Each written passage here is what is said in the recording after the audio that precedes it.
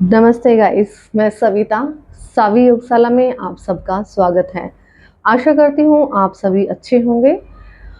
आज हमारे पास जो विषय आया है, मेरे एक व्यूवर ने मुझे मैसेज करके बताया है कि उन्हें हर्निया के ऊपर कुछ योगाभ्यास बताया जाए। वो इस प्रॉब्लम से अभी अभी फेस करने लगे हैं।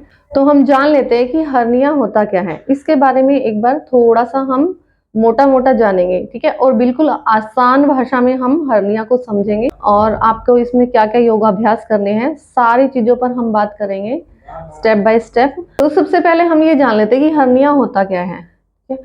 ताकि आपको कंफ्यूजन ना हो कि आपको हर्निया है भी या नहीं।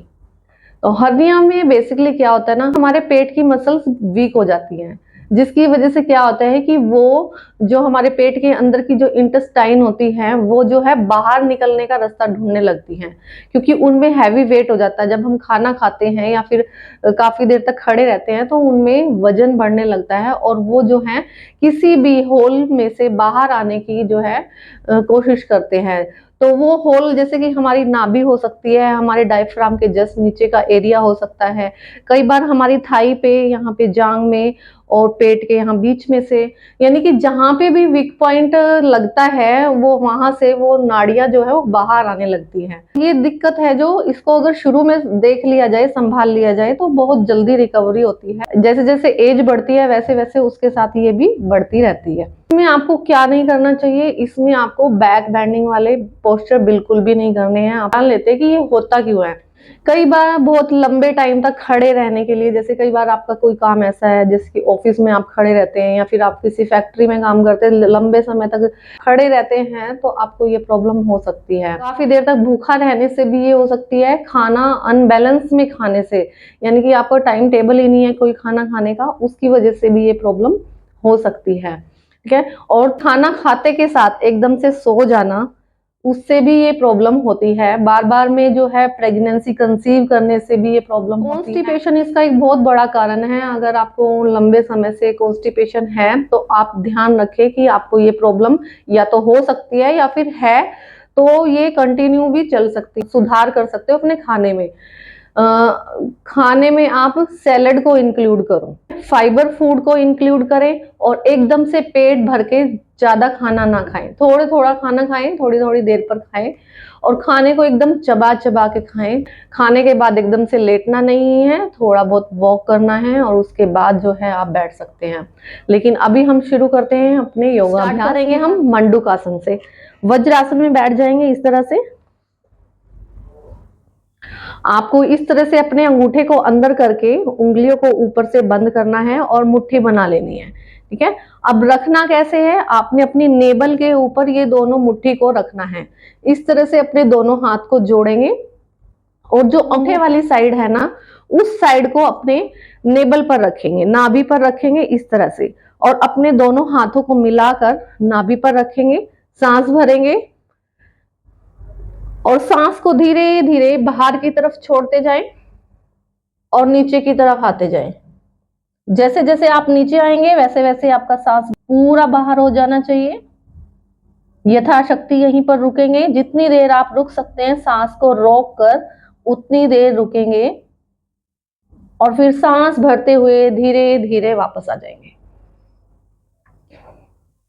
इसके आपने 5 से 6 क्रम करने हैं, यानी कि 5 से 6 बार इसको रिपीट करना है, क्योंकि हमारी पेट की मसल्स इसमें कमजोर होती है। पेट जो है आपका दलदला सा हो जाता है, तो अपनी कोर को स्ट्रोंग करना बहुत जरूरी है। तो हम अपनी स्ट्रोंग कोर के लिए करेंगे नौकासन। नौकासन हो सकता है स्टार्टिंग आपको करने में थोड़ी सी प्रॉब्लम हो, क्योंकि इसमें बैलेंस भी बनाना होता है और आपको अपनी स्पाइन भी सीधी रखनी होती है। फिर जो है पैरों का भी वेट संभालना है, कई तरह की चीजें देखनी पड़ती है। तो हो सकता है शुरू में आपसे ना हो, लेकिन जैसे जैसे आप करने लगेंगे होने लगेगा। 2 से 3 दिन के अंदर आप इसके अभ्यासी हो जाएंगे। तो दोनों हाथ आप सबसे पहले साइड में रख लेंगे इस तरह से, पैरों को बेंड कर लेंगे और बैक आपकी बिल्कुल सीधी होनी चाहिए। बैक में हंच ना आने दे बिल्कुल भी। बैक में हंच आ गया तो हमारी कोर पे बिल्कुल भी इफेक्ट नहीं पड़ेगा, जो कि हमें चाहिए। तो अपनी बैक सीधी रखेंगे और थोड़ा सा पीछे की तरफ बैक झुकाना है। हंच नहीं करना कमर में, बैक को सीधा रखते हुए थोड़ा सा पीछे झुकाएंगे और अपने एक एक पैर से करेंगे। पहले अपने राइट लेग को अप करें, होल्ड रखें कुछ सेकंड के लिए, वापस आ जाएंगे। इसी तरह से हम 10 सेकंड के लिए अपनी लेफ्ट लेग को अप रखेंगे,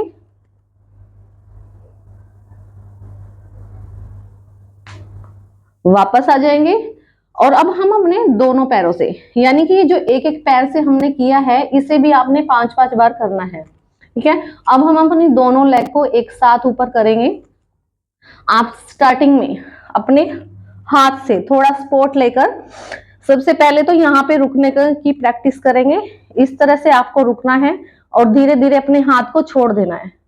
जब आप यहाँ पर प्रैक्टिस अच्छी हो जाएगी आपकी, तो आप अपने पैर को सीधा कर सकते हो। और यहाँ पर भी आपको 10 सेकंड के लिए रुकना है और धीरे से वापस आ जाए। इसको भी आपने 5 बार रिपीट करना है। ये आपकी कोर को मजबूत करेगा, पेट पे अगर फैट जमा हो गया है उसको भी खत्म करेगा और अंदर से जो नाड़ियां हैं उन्हें मजबूत बनाएगा। जो नेबल पे हमारी एक नेचुरल सी जो झिल्ली होती है जो फट जाती है, उसके फटने की वजह से ही हमारी नेबल फूलती है हमेशा। तो वो झिल्ली भी जो है वो नेचुरल जो है मजबूत होने शुरू हो जाएगी। नेक्स्ट अभ्यास की तरफ बढ़ते हैं। हम करेंगे भुजंग आसन। इस तरह से आएंगे कैट पोज में और यहां से अपने दोनों हाथों के बीच में कंधे के बराबर का गैप रखेंगे और हिप को डाउन करते हुए नीचे की तरफ आ जाए फ्लोर पर। अपनी दोनों कोहनियों को सटा के रखेंगे अंदर की तरफ और सांस भरते हुए ऊपर की तरफ उठेंगे। कुछ सेकंड के लिए रुके, वापस आ जाएंगे। सांस भरते हुए फिर से ऊपर 5 से 6 बार रिपीट करें इसे भी। सांस छोड़ते हुए वापस।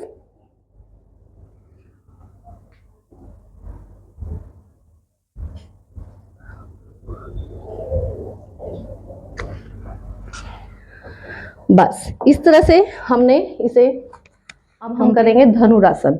ये बहुत ही अच्छा पोस्चर है। इससे आपकी जो नेबल की जो भी प्रॉब्लम है बहुत जल्दी सॉल्व होती है। दोनों पैरों को फोल्ड करेंगे और अपनी एंकल को होल्ड करेंगे। दोनों पैरों को ऊपर उठाएंगे, चेस्ट को ऊपर उठाएंगे, होल्ड,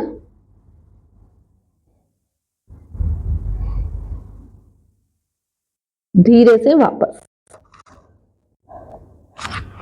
इसकी भी 5 रिपीटेशन आपने करनी है। इसके बाद जो नेक्स्ट अभ्यास है वो होगा, वो भी लेट कर ही होगा। हम अपने लेफ्ट आर्म को सामने, राइट आर्म को अपनी बैक पे, पीछे से राइट लेग को अप करेंगे और लेफ्ट आर्म को अप करेंगे। Come back, arm position change करके सेम, अब की बार राइट आर्म अप करेंगे और लेफ्ट लेग अप।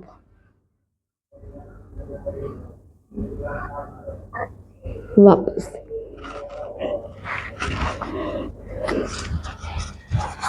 घूम जाएंगे। अभी हम करेंगे पवन मुक्तासन। पहले एक एक लेग से करेंगे। राइट लेग को सीधा रखेंगे, लेफ्ट लेग को लेकर आए चेस्ट की तरफ और दबा कर रखें अपने पेट की तरफ अपनी नी को। कुछ सेकंड के लिए रुकेंगे। अब यहां से अपनी राइट लेग को अप करके और यहां पे रुकेंगे। अगेन हमारी कोर टाइटनिंग होगी इससे। जो आपका फ्लफी पेट होता है वो खत्म होगा इससे। रिलैक्स। चेंज करेंगे अपनी लेग को, राइट लेग को लेकर आएंगे चेस्ट की तरफ, left leg straight on the floor. 10 से 15 सेकंड यहाँ पे होल्ड करने के बाद लेफ्ट लेग को अप कर देंगे और फिर से हम 10 से 15 सेकंड के लिए होल्ड करेंगे। अब की बार दोनों नीज को चेस्ट की तरफ पुश करके रखेंगे। अपनी टमी को एकदम अंदर की तरफ सक करके रखेंगे और यहां से दोनों हाथ फ्लोर पे और दोनों पैर 60 डिग्री पर अप करके 15 to 20 सेकेंड होल्ड करेंगे। और यहीं से हम आ जाएंगे दोनों पैर ऊपर लेकर। आप अपने हाथ थोड़ा अपने हिप के नीचे एडजस्ट कर सकते हो और यहाँ विपरीत करनी में हम रुकेंगे। इस पोस्चर को आप वॉल के साथ भी कर सकते हो, वॉल के सपोर्ट से आपको थोड़ा इजी होगा।